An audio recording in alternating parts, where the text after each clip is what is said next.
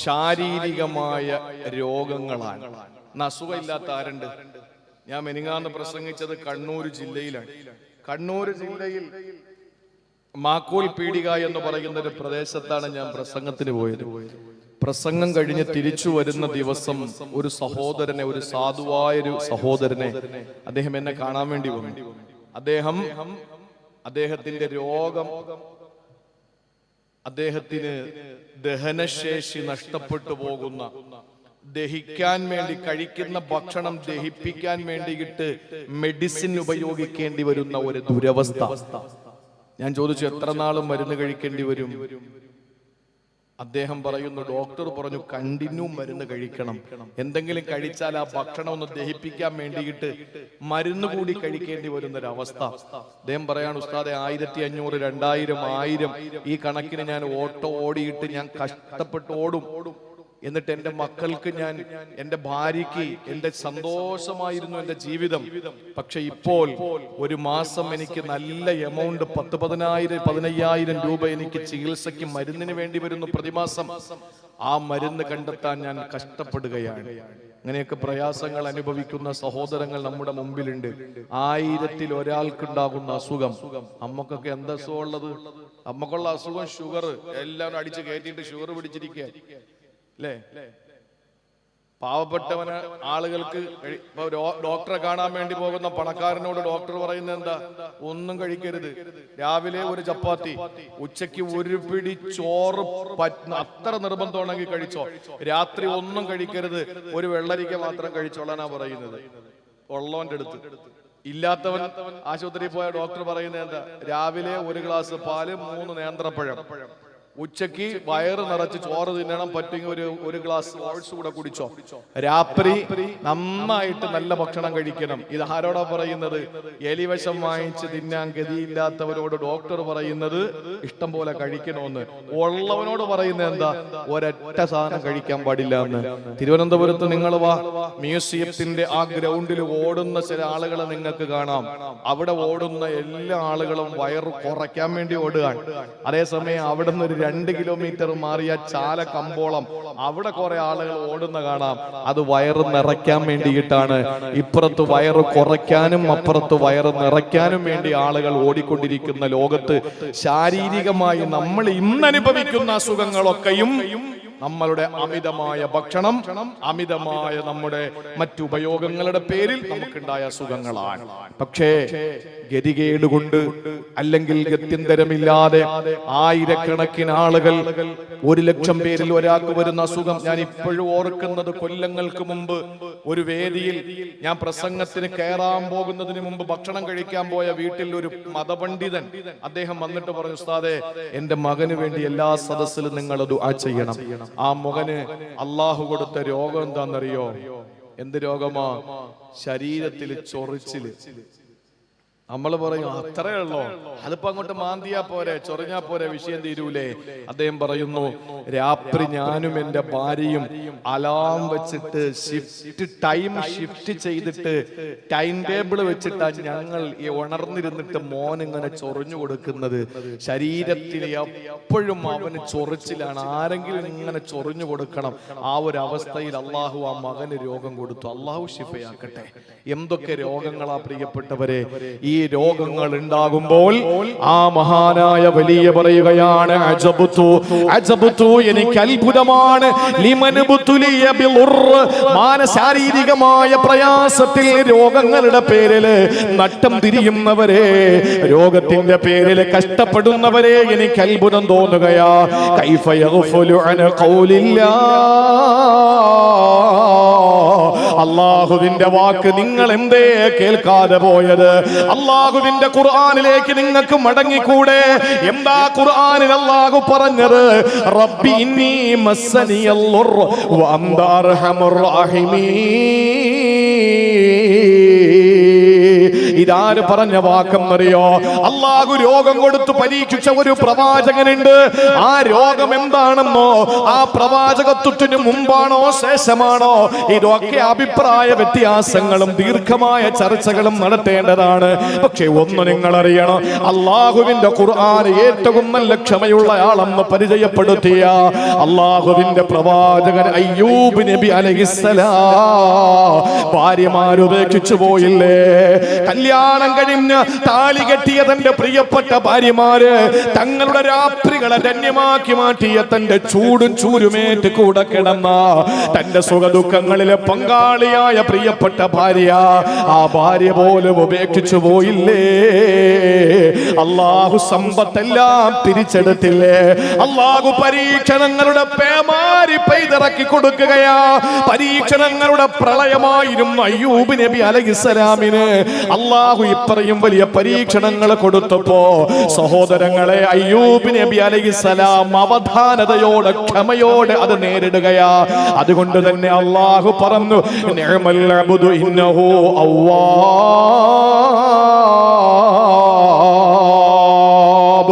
ഏറ്റവും കൂടുതൽ ക്ഷമയുള്ള മനുഷ്യനാണ് അയ്യൂബ് നബി അലൈഹിസ്സലാം. അയ്യൂബ് നബി അലൈഹിസ്സലാം ക്ഷമയുള്ള ആളാണ്. ലോകത്തെ ഏറ്റവും വലിയ ക്ഷമയുള്ള ശാരീരികമായ ദുർബലതകളിൽ അള്ളാഹുവിന്റെ പ്രവാചകൻ അയ്യൂബ് നബിയോളം ക്ഷമയുള്ള വേറെ ആരുമില്ല. രോഗ കഠിനമായ സമയത്ത് അയ്യൂബ് നബി അലൈഹിസ്സലാം പറഞ്ഞ വാക്കെന്തെന്നറിയോ? റബ്ബി ഇന്നി മസ്സനിയൽ ളുർറു വഅന്ത അർഹമുർ റാഹിമീൻ. അല്ലാഹുവേ, എന്റെ രക്ഷകനായ അല്ലാ, റബ്ബി എന്റെ രക്ഷകനായ അല്ലാ, ഇന്നി മസ്സനിയൽ ളുർറു, എനിക്കിതാ ശാരീരികമായ രോഗങ്ങൾ എന്നെ പിടികൂടിയിരിക്കുകയാ. എന്റെ ശരീരം ഇങ്ങനെ തളർന്നു പോയിരിക്കുകയാ.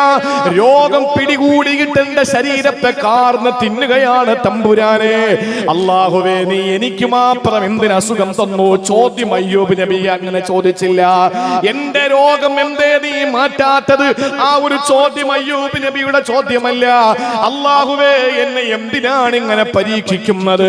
അയ്യൂബ് നബിക്ക് അങ്ങനെ ഒരു ചോദ്യമില്ല. അയ്യൂബ് നബി അലൈഹിസ്സലാം നമുക്ക് മാതൃകയാണ്. അല്ലാഹു പരീക്ഷണങ്ങൾ കൊടുത്തപ്പോ, ശാരീരികമായ രോഗങ്ങളെ വേട്ടയാടിയപ്പോ അയ്യൂബ് നബി അലൈഹിസ്സലാം പറഞ്ഞ വാക്കെന്തെന്നറിയോ? പരിഭവമില്ല, പരാതിയില്ല. അയ്യൂബ് നബി പറയുകയാണ്, ഇന്നി മസ്സനിയൽ ളുർറു, പടച്ചവനെ പരീക്ഷണങ്ങൾ എനിക്ക് തന്നല്ലോ. അല്ലാഹുവേ, എന്നെ ഇതാ ശരീരത്തിന് രോഗം കാർന്ന് തിന്നുകൊണ്ടിരിക്കുകയാ. പക്ഷെ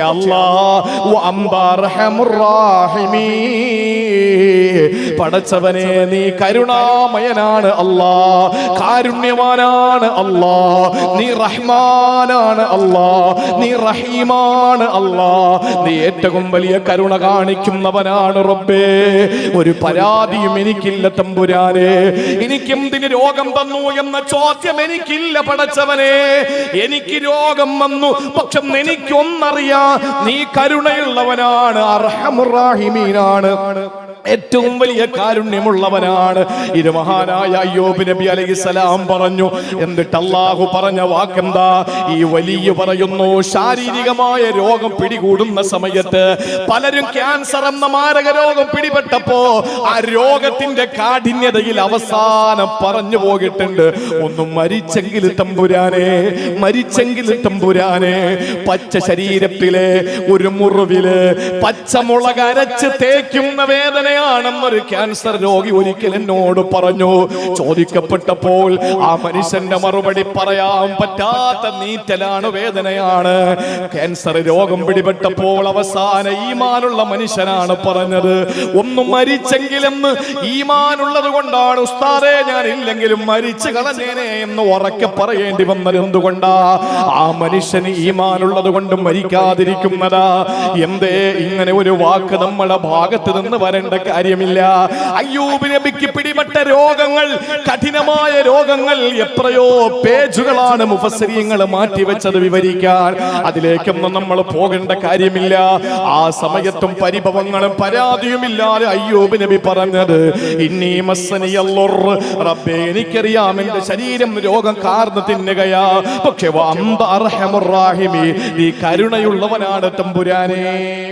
അള്ളാഹു ഉടനെ എന്താ പറഞ്ഞത്?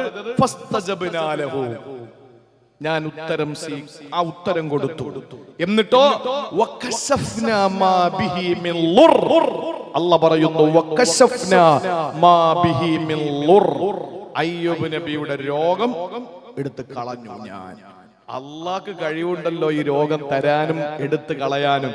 അപ്പൊ ശാരീരികമായ രോഗങ്ങൾ നേരിടുന്ന സമയത്ത് ആശുപത്രി പോകാതെ ക്രൈസ്തവ മതവിഭാഗത്തിൽ ഒരു വിഭാഗം ആളുകൾ ചികിത്സിക്കാത്ത ആളുകളാണ്. ഇസ്ലാം പഠിപ്പിച്ച എന്താണ്? ചികിത്സിക്കണം.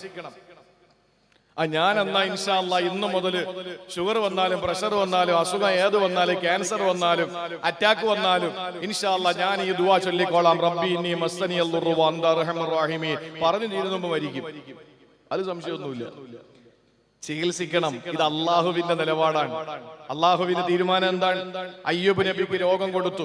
അയ്യൂബ് നബി എന്താ പറഞ്ഞത്? റബ്ബി ഇന്നി മസ്സനിയൽ ദുർറു വ അൻത അർഹമുർ റഹീമീൻ, പടച്ചോനെ എനിക്ക് ളുർറത്തി, നീ കരുണമയനാണ് എന്ന് പറഞ്ഞപ്പോ അള്ളാഹു പറഞ്ഞു ഫസ്തജബ്നാ ലഹു, ഞാൻ ഉത്തരം നൽകിയിരിക്കുന്നു. വകശഫ്നാ മാ ബിഹി മിൻ ളുർ, നിങ്ങളുടെ അസുഖം ഞാൻ മാറ്റിയിരിക്കുന്നു എന്ന് പറഞ്ഞിട്ട് അള്ളാഹു തആല അസുഖം അങ്ങ് ഇങ്ങനെ എടുത്തുകൊണ്ടങ്ങ് പോയതല്ല. അയ്യൂബ് നബിയോട് അള്ളാഹു പറഞ്ഞു ബിരിജ്ലിക്, കാലുകൊണ്ട് നിലത്തടി, കാലുകൊണ്ട് നിലത്തടിക്ക് നബിയെ. അള്ളാഹു അവന്റെ പണി അല്ല ചെയ്യുന്നുണ്ട്. പക്ഷെ അള്ളാഹു മുസബ്ബിബുൽ അസ്ബാബാണ്. അയ്യൂബ് നബിയോട് പറഞ്ഞു കാലുകൊണ്ട് നിലത്തടിക്ക്. നിലത്തടിച്ചു, വെള്ളം ഉറവ പൊട്ടി ഒഴുകി. അല്ല പറഞ്ഞു ഹാദാ മുഗ്തസലുൻ ബാരിദ്, ഇതാ നിങ്ങൾക്ക് കുളിക്കാനുള്ള ശുദ്ധവെള്ളം, വശറാബ്, കുറച്ച് കുടിക്കുകയും വേണം. കുടിച്ചപ്പോൾ ഉള്ളിലുള്ള രോഗവും മാറി, കുളിച്ചപ്പോൾ പുറത്തുള്ള രോഗവും മാറി. അയ്യൂബ് നബി അലൈഹിസ്സലാം രോഗമുക്തനായി എന്ന് വിശുദ്ധ ഖുർആൻ. എന്തേ അയ്യൂബ് നബി അലൈഹിസ്സലാമിന് നേരിട്ട് അല്ലാഹു തആല അങ്ങ് രോഗശിഫയാക്കിയാ പോരായിരുന്നോ? പ്രാർത്ഥിച്ചില്ലേ അയ്യൂബ് നബി? പക്ഷെ അള്ളാഹു എങ്ങനെ രോഗം മാറ്റി കൊടുക്കുന്നത്?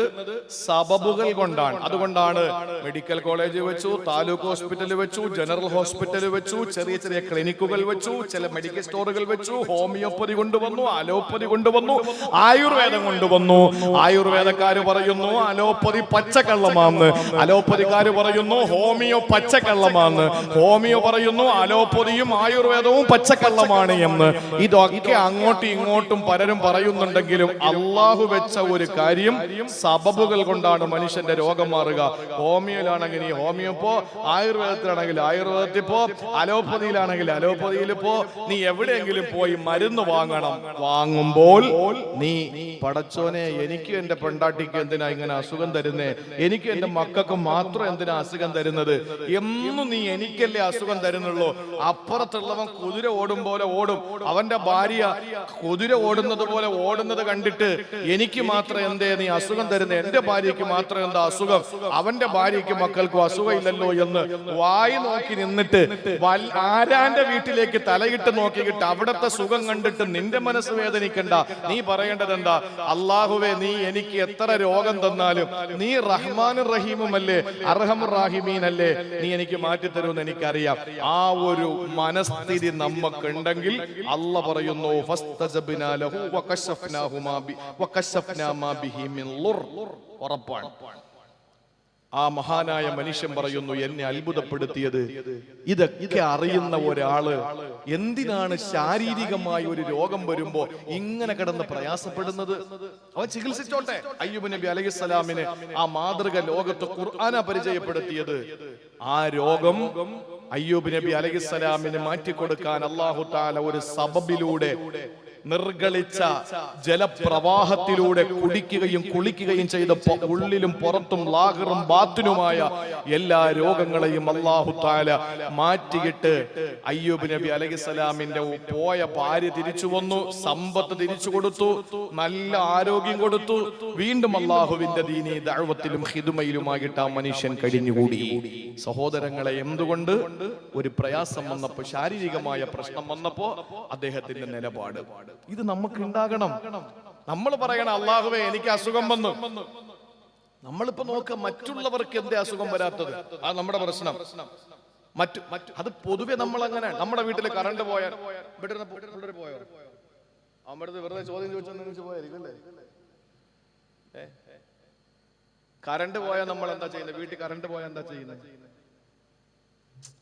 നമ്മുടെ വീട്ടിൽ കറണ്ട് പോയാൽ നമ്മൾ എന്ത് ചെയ്യും? ആദ്യം ചെയ്യുന്നത് എന്താ?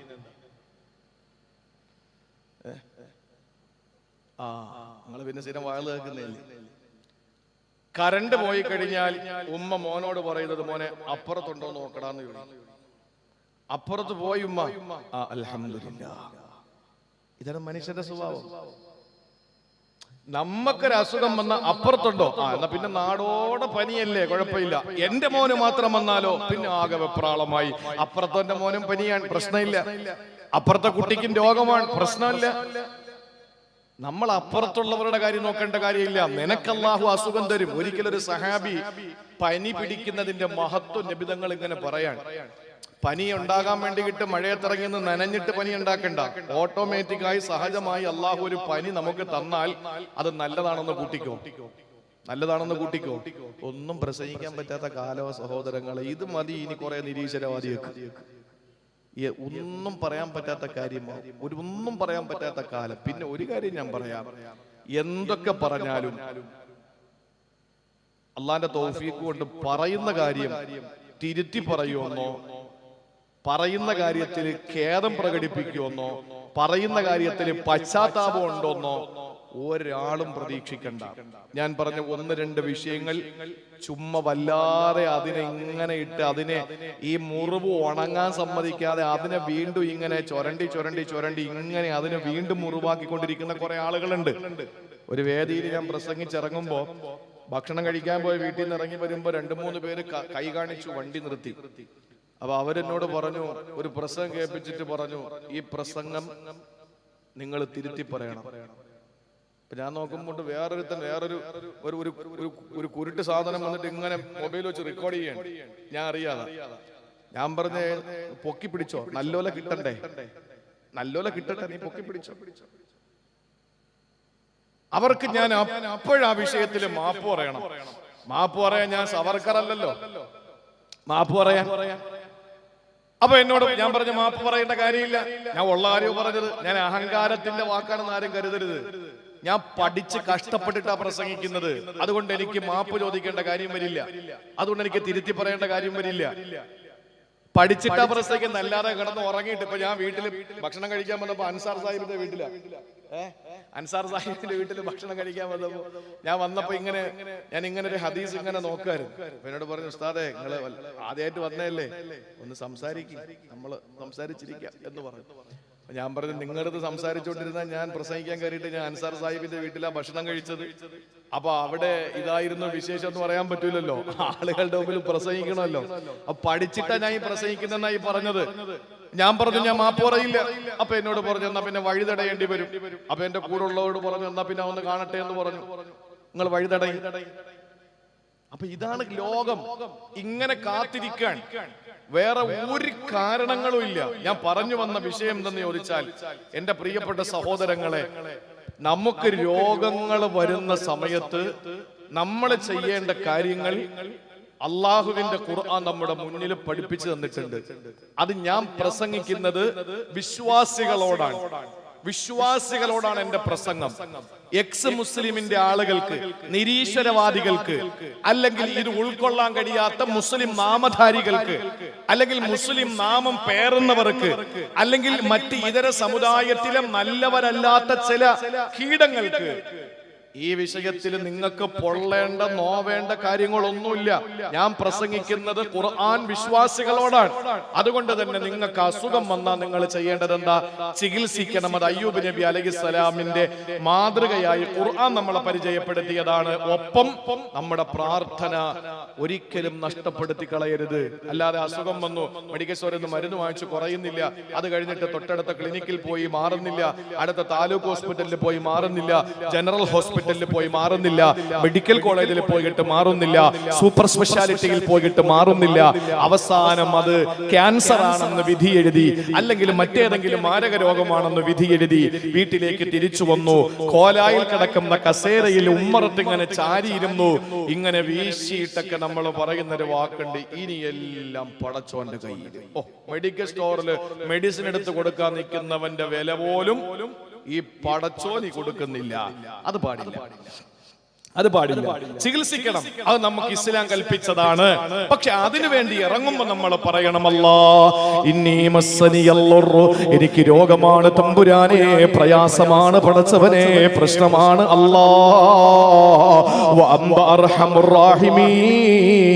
നീ കരുണാമയനാണ് അല്ലാ, കാരുണ്യവാനാണ് അല്ലാ, കരുണക്കടലാണ് പടച്ചവനെ എന്ന് പറയേണ്ട ബാധ്യത ഒരു സത്യവിശ്വാസിക്കിന്റെ സഹോദര. പനി എന്താണ് എന്ന് സഹാബത്തിനെ പറഞ്ഞു കൊടുക്കുമ്പോ ഒരു സഹാബി എഴുന്നേറ്റ് ചോദിച്ചു, യാ റസൂലല്ലാഹ് മൽ ഹമ്മാ, എന്താണ് പനി? എനിക്കറിയില്ല നബിയേ. റസൂലുള്ളാഹിന്റെ മറുപടി, പനി എന്താണ്, ടെമ്പറേച്ചർ എന്താണെന്ന് പറഞ്ഞു കൊടുക്കലല്ല. അഷ്റഫുൽ ഖൽഖ് പറഞ്ഞ വാക്ക് എന്തെന്നറിയോ? ഖും ലസ്ത മിന്നാ, എഴുന്നേക്ക് മോനെ, നീ നമ്മളിൽ പെട്ടവനല്ല. നമ്മളിൽ പെടണമെങ്കിൽ പരീക്ഷണങ്ങൾ വേണം, രോഗങ്ങൾ വേണം, അസുഖങ്ങൾ വേണം. സഹോദരങ്ങളെ, രോഗങ്ങൾ കഠിനമാകുന്ന സമയത്ത് ചിലപ്പോ പെട്ടെന്നങ്ങ് മരിക്കും. ഈ ചവറക്കാരനായ നിരവധി പണ്ഡിതന്മാരെ ഹിഫ്ള് പഠിപ്പിച്ച ഒരുപാട് ദർസുകളിൽ ഒരു കൈനറ്റിക് ഹോണ്ടയിൽ കിതാബും കൊണ്ട് നടന്നിട്ട് പിന്നീട് പച്ച പിടിച്ചപ്പോൾ സ്വന്തമായൊരു വാഹനം എടുത്തിട്ട് അറബി കോളേജുകൾ മുഴുവനും കിതാബ് കൊണ്ടുപോയി കച്ചവടം ചെയ്ത് ജീവിച്ചൊരു മനുഷ്യനുണ്ടായിരുന്നല്ലോ. ആ മനുഷ്യൻ ഇന്ന് എന്റെ ശബ്ദം കേട്ടുകൊണ്ട് ഈ ചവറയിലെ പള്ളിയുടെ ഖബർസ്ഥാനിൽ കിടക്കുന്നുണ്ട്, ഹാഫിൾ അൻസാർ മൗലവി.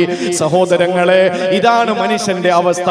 അല്ലാഹു ചിലപ്പോ രോഗങ്ങൾ തന്നിട്ട് വർഷങ്ങളോളം നമ്മൾ കിടക്കുന്നു.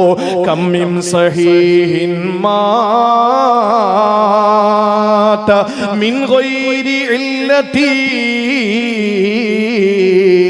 വകം മിൻ മരീലിൻ ആശ ദഹ്റൻ ഇലാ ദഹ്രി വകം മിൻ സഹീഹിൻ മാത മിൻ ഗൈരി ഇല്ലതി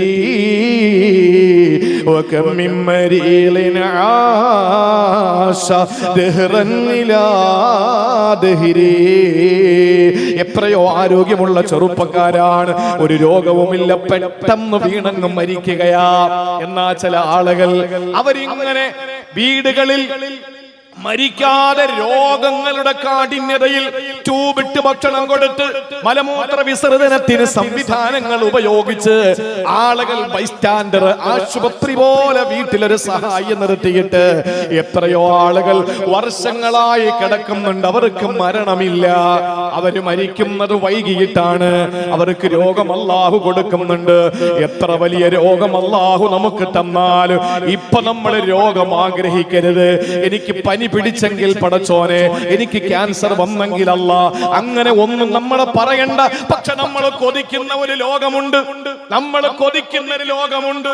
ഇമാം തുർമുദി റിപ്പോർട്ട് ചെയ്ത ഹദീസ്, സിഹാഹു സിത്ത, മുജാഹിദ്, ജമാഅത്ത് ഇസ്ലാമി, തബ്ലീഗ്, സുന്നി എല്ലാവരും അംഗീകരിക്കുന്ന 6 സിഹാഹു സിത്ത എന്ന 6 പ്രാമാണിക ഹദീസ് ഗ്രന്ഥങ്ങളുണ്ട്. അതിലൊന്നാണ് തുർമുദി. ഇമാം തുർമുദി റഹിമഹുല്ലാഹ് തന്റെ തിർമുദിയിൽ പ്രിയപ്പെട്ടവരെ പഠിപ്പിക്കുന്ന കാര്യം എന്തെന്നറിയോ? ജാബിർ റളിയല്ലാഹു തആല അൻഹുവിൽ നിന്ന് റിപ്പോർട്ട് ചെയ്യുന്ന ഹദീസാണ്. യവദ്ദു അഹ്ലുൽ ആഫിയ, ഇവിടെ രോഗങ്ങളൊന്നും ഇല്ലാത്ത ആഫിയത്തുള്ള ആളുകൾ ആഗ്രഹിച്ചു പോകും.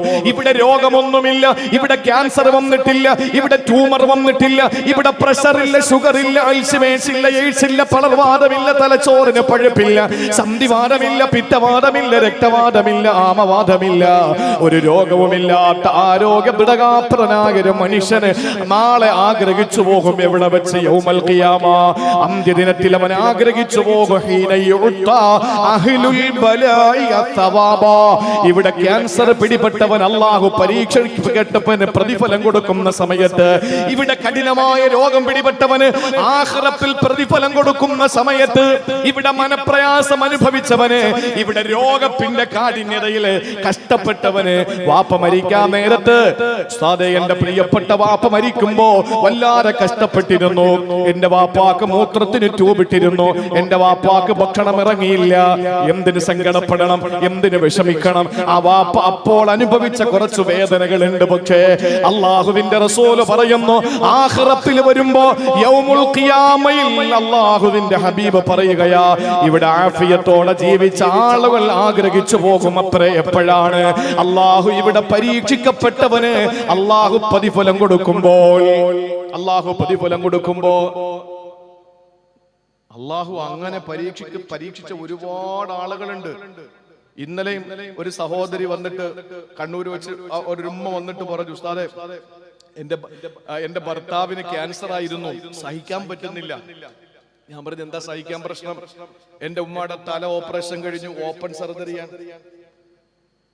അതിനുശേഷം എന്റെ ഉമ്മയുടെ കാല് സർജറി ചെയ്തു, 53 സ്റ്റിച്ച് ഉണ്ടായിരുന്നു. അതിനുശേഷം ആ മുറിവ് ഉണങ്ങുന്നതിന് മുമ്പ് ബ്രസ്റ്റിൽ ക്യാൻസർ വന്നിട്ട്, റൈറ്റ് ബ്രസ്റ്റ് ക്യാൻസർ വന്നിട്ട് റിമൂവ് ചെയ്തു.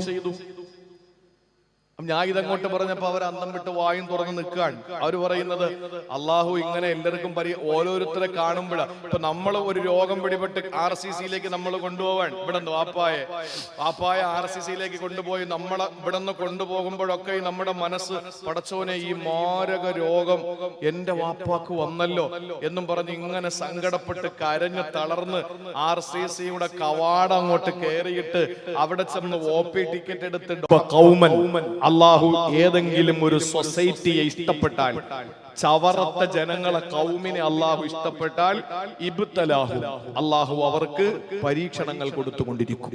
എന്നും പരീക്ഷണമായിരിക്കും. ഫമൻ റളിയ ഫലഹു റിള, അത് നമ്മൾ സംതൃപ്തിയിലായ അള്ളാഹുവിന്റെ പൊരുത്തം നമുക്ക് ഉണ്ടാവും.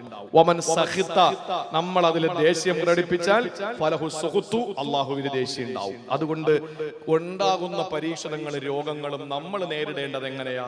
റബ്ബി ഇന്നി മസ്സനി അല്ലാഹ്, പടച്ചോനെ എനിക്ക് ബുദ്ധിമുട്ടുകളൊക്കെ വന്നു, വന്ത അർഹമുർ റഹീമി, പക്ഷെ നീ കരുണയുള്ളവനാ. അല്ലാതെ നീ എന്ത് കാണിച്ചു പടച്ചോനെ, എനിക്ക് അസുഖം, ഞാൻ നിസ്കാരമുള്ളവനല്ലേ, ഞാൻ നോമ്പ് പിടിച്ചില്ലേ, ഞാൻ സക്കാത്ത് കൊടുത്തില്ലേ, ഞാൻ പാവങ്ങളെ സഹായിക്കുന്നില്ലേ, ഞാൻ CMCയുടെ പ്രവർത്തകനല്ലേ, ഞാൻ പാവപ്പെട്ടവർക്ക് വീട് വെച്ചു കൊടുക്കുന്നില്ലേ, എന്നും എനിക്ക് എന്തിനാണ് അസുഖം തരുന്നത്? നീ ഇത്ര കരുണയില്ലാത്തവനായി പോയല്ലോ. ഇങ്ങനെയല്ല പറയേണ്ടത് അല്ലാ, എനിക്ക് അസുഖം വന്നു, പടച്ചോനെ നിനക്ക് ഇതിലും വലിയ അസുഖം തരാൻ കഴിയുമായിരുന്നല്ലോ. സഖാവ്, ഞാൻ രാഷ്ട്രീയം പറയുന്നതല്ല, സഖാവ് സ്റ്റാലിൻ സഖാവ് ലെനിന് കത്തെഴുതുകയാണ്.